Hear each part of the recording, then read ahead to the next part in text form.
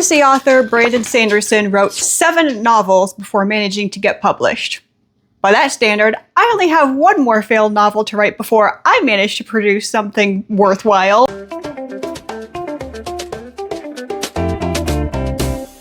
Hi, I'm Lulu and welcome to my channel. Before we start, do me a favor, please like this video, subscribe to this channel, and hit that notification bell so you don't miss any of my uploads. Some writers measure their success by comparing themselves to the successes of their literary heroes.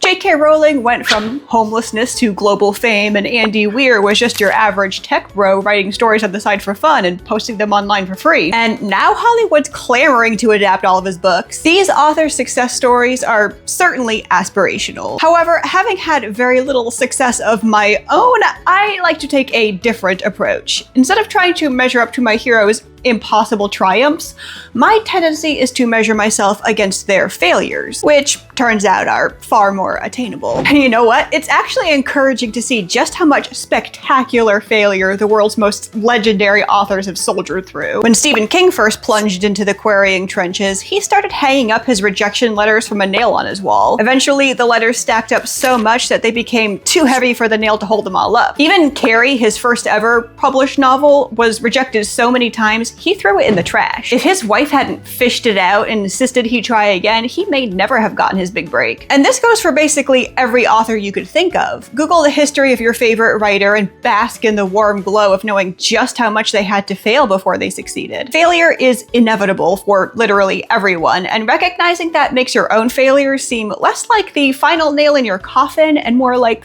the nail in Stephen King's wall. It isn't the end of your writing career, it's the necessary next step on your journey. Those failures teach you how to become a success. This isn't to say success is ever guaranteed, but by studying our heroes' failures, we can follow their examples, learn from their mistakes, and most importantly, learn how they recovered from those mistakes. There is no way to escape failure, but there is a tried and true method for recovery from it. Keep trying. Find out what stumbling block tripped you up, learn how to avoid it in the future, and keep running. Even if you don't make it to the finish line this time, you can train harder for the next sprint and the next. Improve yourself, strengthen your weak spots, keep going. And yeah, it sucks. It really sucks. Any form of self-improvement requires hard work, and not just the one and done kind of hard work, like constant, unrelenting, indefatigable labor. That's kinda gotta be your default mode, along with an ability to roll with the punches. Because like it or not, failure in this industry means being told by a lot of people that you're not good enough. And you have to accept that. Not just accept that people are going to say it,